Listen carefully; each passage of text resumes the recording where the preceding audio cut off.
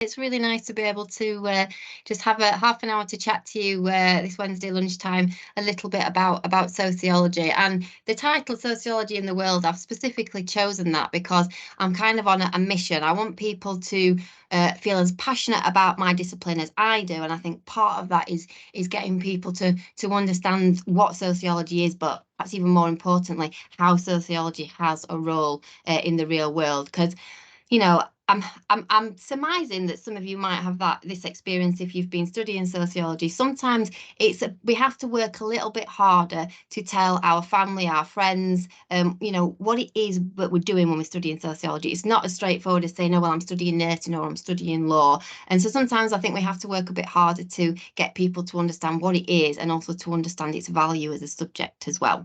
So what I'm going to do today in the short talk then is I've got three key aims. And the first thing I want to do is I want to start a bit broader and I want to talk about sociology and its impact upon society. So what it can do as a subject, and in particular think about research. And so some of you guys might be thinking about coming to university and you'll be familiar with the idea that in universities we do teaching, and of course we absolutely do that, and it's a key part of our jobs and what we do. But often what we also do is that we are active researchers, so we're involved in projects. So I'm a sociologist by background.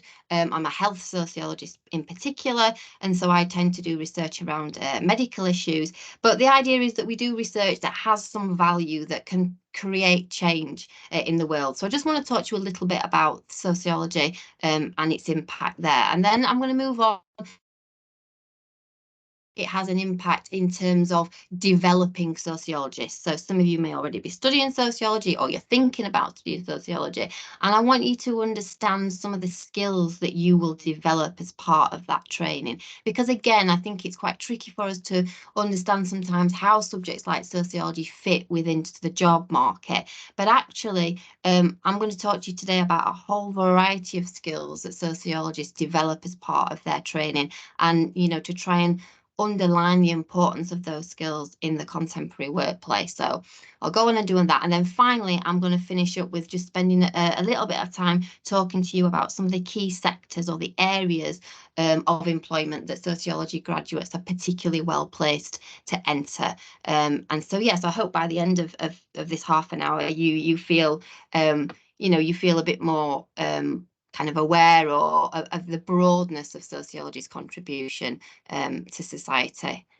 Okay, so let's start with something. Again, if you're studying sociology already, you're likely going to know this, but I like to make this point that, sociology is a dynamic subject. Because we're studying societies, we're studying social change all the time. And so the content that we study, the things that are important to our discipline are always changing. It's hard for me to remember now what sociology was like before we had digital sociology. And I am now old enough to say that I do remember that as an A-level student myself, we didn't have digital sociology on our horizon because we didn't live in such a digital society. Now it's usually a core component of any sociology course.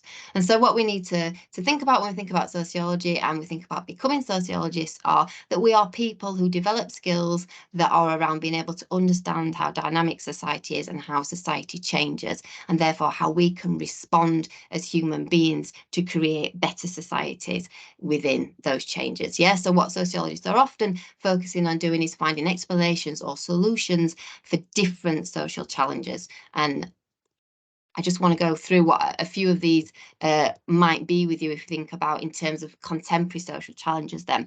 So the she, her, he, him, they, them. So that image is to reflect the fact that we now are existing in times of what some people refer to as the culture wars.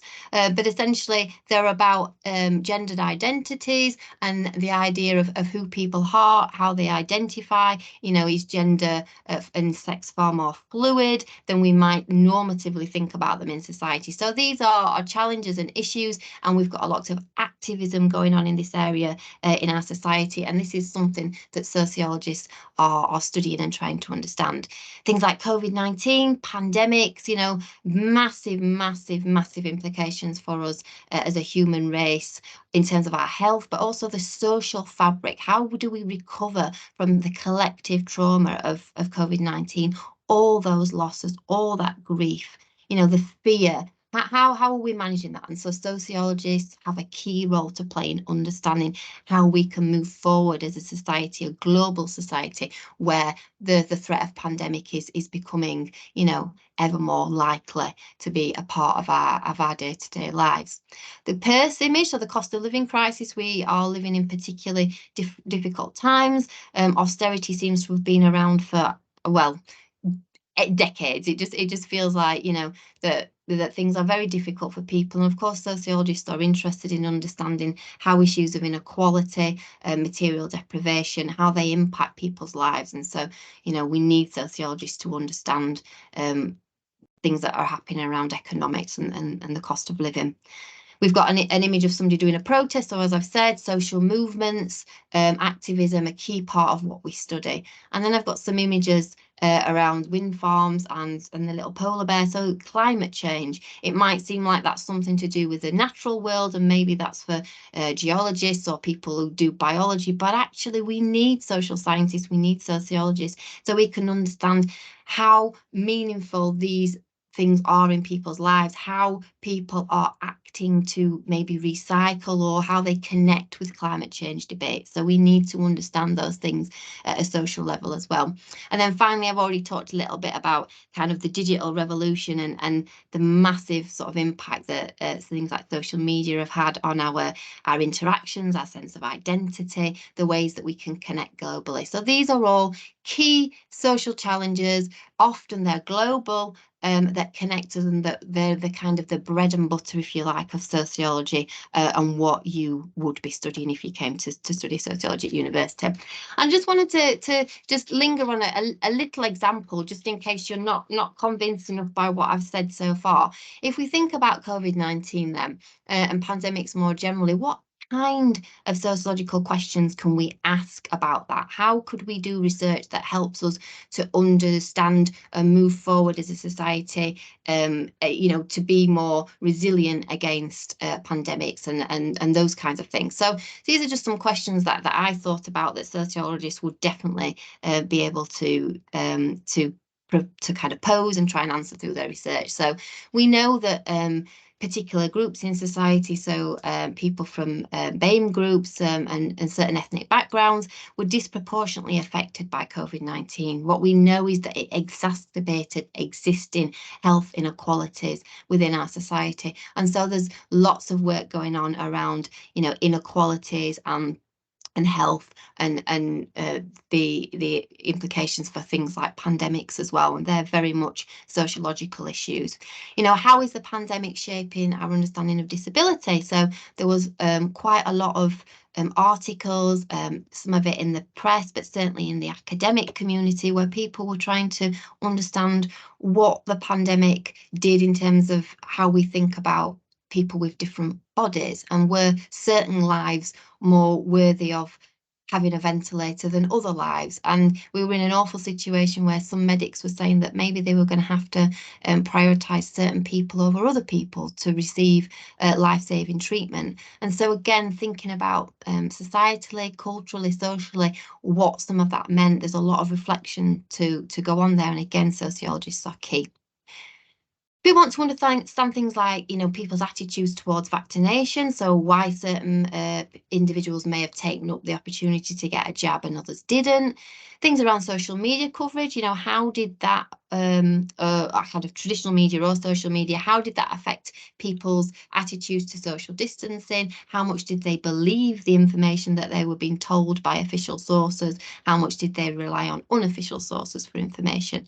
And then finally, a really interesting question, especially since all the stuff started coming out recently around the COVID-19 inquiry and some of the government's handling of that. How has that influenced how people trust our politicians and the people that lead this country? So there's lots of questions there that are sociological in nature, and we need sociologists to be there and doing this kind of work. And then just to extend that a little bit more, then those are kind of probably quite big questions, but actually if we think about the pandemic and how it affects our lives at a mundane level or everyday level, there's lots of interesting work that's been going on about, how people manage lockdown within their homes. What was it like doing homeschooling? Thinking, sociology deals with big issues like poverty, inequality, climate change, but it also acts as a really good way for us to understand what's important to us in our everyday, day-to-day lives too. And again, a connection to that then, if I just talk to you a little bit about some research that happened at the University of Sheffield, which is an example of sociologists doing work, responding to challenges in society and trying to create knowledge that improves situations for people. So it's that idea of sociology having an impact in the real world. And so this was a study conducted by Professor Phil Brown, who's based at Huddersfield, and with other colleagues here as well. And they did the study just around as the first lockdown hit in May 2020, and they were interested in understanding what it was like for people who had poor living accommodation, whether that be in secure housing or poor quality housing, so damp, not a very good infrastructure, things sort of broken in quite challenging areas. So looking at what it meant to be in a space that wasn't necessarily a very comfortable space for people. So they did interviews with 50 residents living in poor quality accommodation in the north of England, and they interviewed some housing professionals as well. And then produced a report that you can see on the screen, and they did various things, like there's a little video there, which is actually an audio recording of Phil talking to BBC Radio 4 about the work that they did. And obviously I don't have time today to go into detail about that, but what we're going to do is, I think Lindsay's going to pop a link in the chat, so if anybody's interested, you can have a listen to Phil's interview with Radio 4 and learn a bit more about that study and what the team were hoping to do, because as the result of their findings, the idea is that they are going to lobby government, and they're going to try and push forward a more secure housing agenda. Yeah, so it's this intersection between sociologists responding to issues in society, doing research, creating knowledge, and trying to affect some kind of change. So Phil's done quite a bit of work influencing policy in the area of housing. And so kind of just to sum up then this initial bit where I wanted to kind of talk to you about the impact of sociology in terms of research and how it can contribute to society. I've talked to you about a bit of research that's gone on within our university, but I think it's also important to let you guys know that there's sociologists everywhere. They're not just working in universities. And we do have a way of talking about this. So we talk about applied sociology. And this is a way of talking about individuals that are outside academic settings. So not in universities, they might work in charities or they might work for local government, but they're still using their sociological theory, their sociological training and methods, and their aim is to produce social change through active intervention. So there's a very close relationship between the research work that they're doing and trying to affect, positive change in communities. And so I just want you guys to go away from the talk today with a broader sense of what you can do as a sociologist and where you can be. It's not just about, if you want to do research, it's not just about being within universities. And of course, you can be a sociologist and not do research and do lots of other things. And I'm going to get to that in a few moments' time. So what we'll do now then is I'll just want to spend a few minutes just kind of talking to you about the skills that I think that sociologists develop through, doing an undergraduate degree and training in this area. So I've seen students develop these skills over the years that I've been involved in teaching. And for me, they fall into 4 key areas, if you like. And, I hope this is useful for you guys, because you can then start thinking about your skills in a more fluid way, if you like, so that you've got a whole suite of skills in various different areas that would make you attractive to employers, or that are enable you to be productive and in the workplace. So we'll think about what you get through your methods training. So by that I mean, as part of a undergraduate sociology course, we talked to you about how to do research, as a sociologist, we talk about doing interviews, doing focus groups, doing observation, doing things like art elicitation even. So things like using photography to get people to talk about their lives. We do lots of different things. So you have methodological training, you have theoretical training, so that helps you with your kind of thinking skills, your problem solving, being able to think outside the box, which is something that I think is really important in the modern workplace. They want people who can think innovatively and a little bit differently. Ethics and social awareness is a big part, I think, of what our graduates leave with, and it's one of the things that I'm probably most passionate about, being able to develop in sociology students. And then finally, a set of practical skills that are very flexible and can adapt to many different contexts. So let's just quickly think about methodological training then. So as part of learning how to do research as a sociologist, you will learn skills around how to plan a project, so how to plan in advance, to put steps in place, and how to manage a project, how to kind of keep it on track, to assess whether you're hitting your milestones. And that is a skill that you will use in lots of different jobs and careers. You learn about time management as part of that, and about prioritization, and that is something that I am still working on myself. Sometimes it's quite hard to decide which bits to do first when there's lots to do.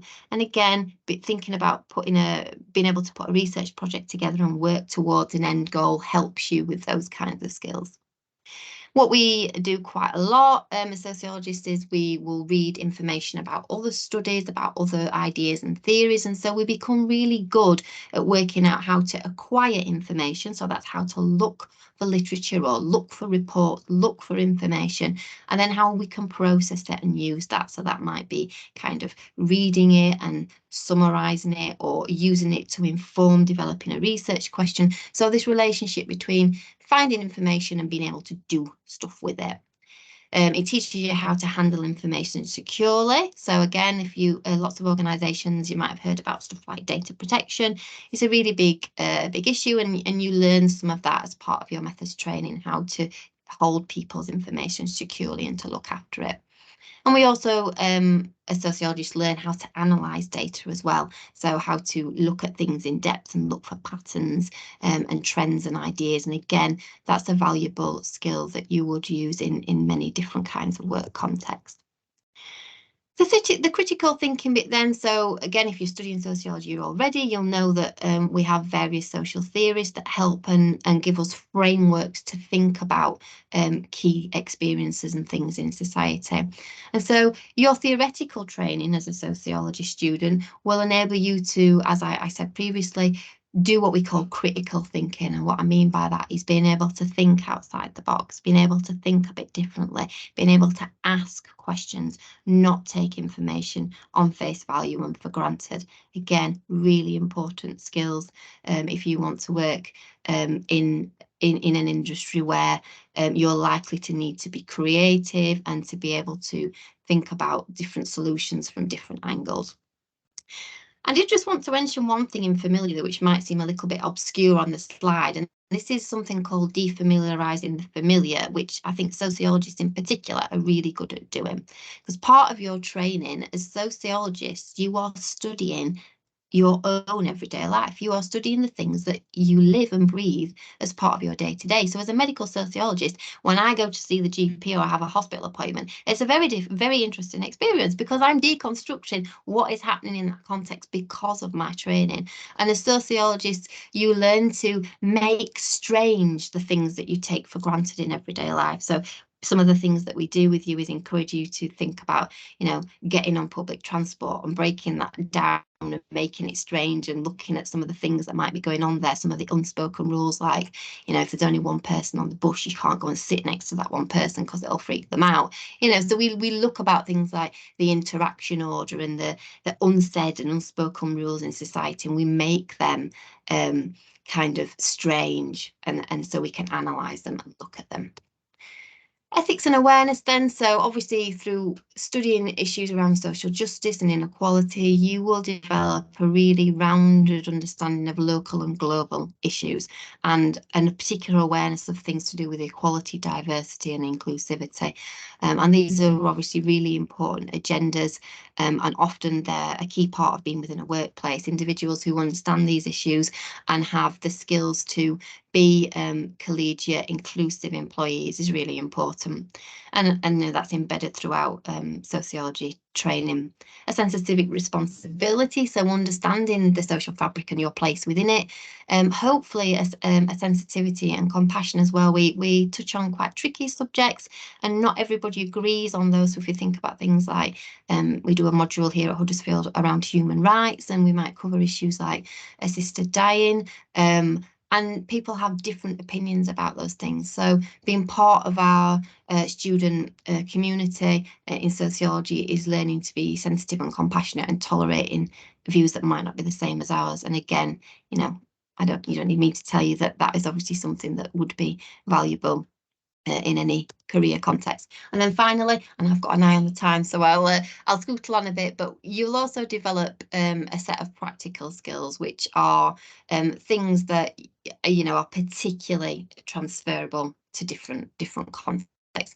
And so the first thing, as I've already said a little bit before, is we do a lot around gathering information and being able to synthesize that. And so it's a real skill to take literature on a topic from lots of kind of different studies and being able to read those, understand them, but also then synthesize them and say, okay, so what are these saying as a collective? And again, in different work contexts, you might have many projects that you have to work on, or you might have to go and scope out what's known in a particular area and be able to present back to your boss, like what the subtotal of this means, so that you'll be able to use those kinds of skills. Critical appraisal skills, so again, that comes back to being able to question the information that you're given and make sure that it's robust. Interpersonal skills, I say we do that stuff around respecting and tolerating other views. We get you together in seminars, debating things, discussing things. So you learn to hone and enhance your interpersonal skills to teamwork and collaboration as well. We do group project type stuff. You'll do group presentations. And again, that's a key skill for most work contexts. And then finally, oral and written communication skills. Sociology involves a lot of reading, involves a lot of writing, and also, as I say, we increasingly do assessments in different formats, not just essays and exams. We'll do things like presentations or, making a short video or whatever. So you have the ability to hone your written and oral communication skills as well. So that's a suite of things, transferable skills that I think we try to nurture and develop in our sociology students. And if you're thinking about doing a sociology degree and somebody asks you, well, what would you be able to do with that? You can hit them now with a few of these things that, these skills that you will develop and hone, which are, I think very important and very useful. So I just want to finish up with signposting you a little bit to sociological careers and obviously thinking about the way in which, as people who have trained as sociologists, you'll go out into the world and do your jobs, and you'll draw on that training and you'll impact the world in that sense, in whichever sort of career you go into. So this is a list of sectors that are particularly suitable, or what we find from data that we have around where our, sociology graduates tend to go when they finish the degree. We know that these are key areas that people tend to work in. So things like the charitable, counselling or voluntary sectors. So a lot of people-focused work, working for maybe charities like Marie Curie, who support people towards the end of life, or Mind, that support people with mental health issues, or asylum charities. Going into third sector voluntary organisation work is something that fits quite well with sociology degrees. And we get students going into law. So again, law is one of the social sciences. It's allied with sociology in some senses. So again, that can be a logical transition for some. Local and central government, so working within councils or key government departments like Department for Work and Pensions, and they can be various different kinds of posts. Some of them might be research-based posts, but some of them might be, working on policy. Again, we find that sociologists are really good at in those kinds of environments. Media companies, so you get in marketing and PR, you get to know quite a bit about how individuals work within society, kind of how they respond to things like media and advertising. And so you might have useful insights there to offer these particular sectors. The NHS and social care, again, that connection to improving people's lives, supporting people, working in key services, similarly for the police and the probation. Yeah, it's a great formative training for going on to teach yourself, to work in schools, colleges, and of course in universities, like I've chosen to do. And so in terms of specific job roles then, so they're the sectors, and these are just some of the particular posts that you might do within those broad sectors. So things like, social work, market research or social research. So the difference between those is I'm more of a social researcher. I work within a university. A market researcher would work for an advertising company or a product,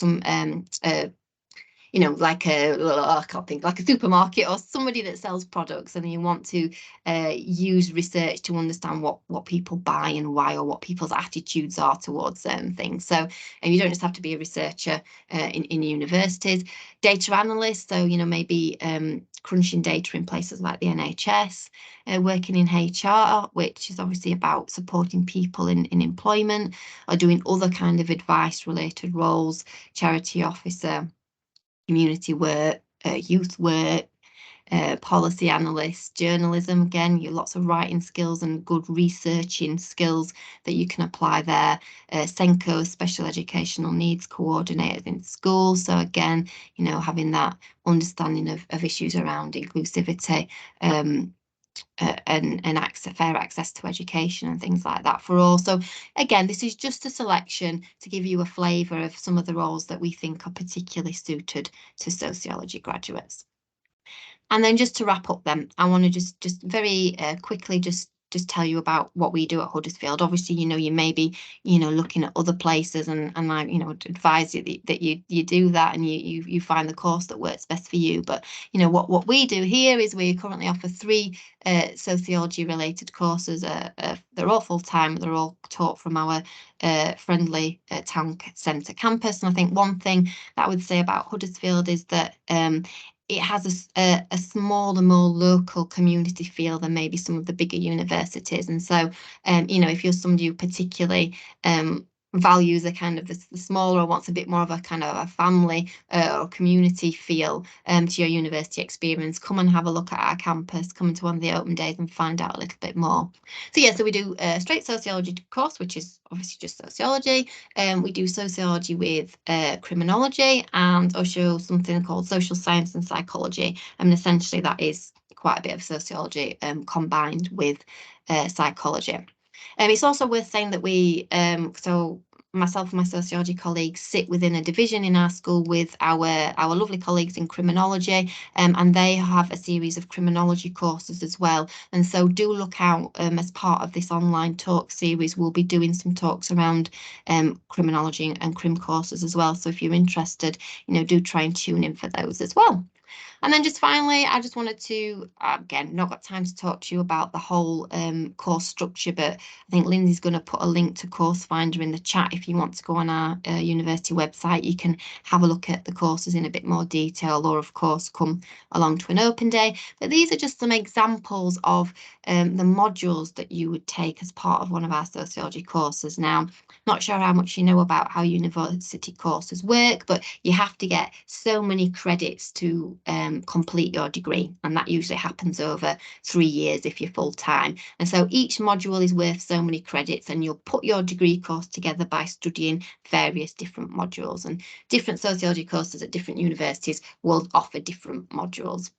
And these are just a selection of the modules that we we offer here at Huddersfield. So I won't read them all. You can see them on the screen. I'll just kind of pick out a few. So film and cinema is always a really popular one if you're a film buff and you like watching film, and we analyse films looking at the representation in films. A module that I run is around health, illness and the body, and we have some more of our crim stuff reflected in there, so victimisation and survivorship. So a number of different modules that you can study. And then just finally, we also offer a work placement as well as part of those 3 courses that I mentioned. So, everybody does 30 hours in an organisation to build up some of their employability experience and skills. So that's something else that we offer as part of the courses. So I think that's me. Thank you ever so much for listening. As I say, Lindsay's going to put some links to various bits and pieces in the chat. We'll pop a link to the BBC Radio 4 interview with Phil talking about the housing and COVID-19 research, if you're interested to listen to more of that. And just a little plug for an event that's going on tomorrow that's online at 1 p.m. That's being run by my colleague Santok Gill, and he's going to be talking about a project that he's been doing around housing and experiences of refugees in the Yorkshire region. So that's free. It's online at 1 p.m. tomorrow, and I think Lindsay's going to pop the link to that in the chat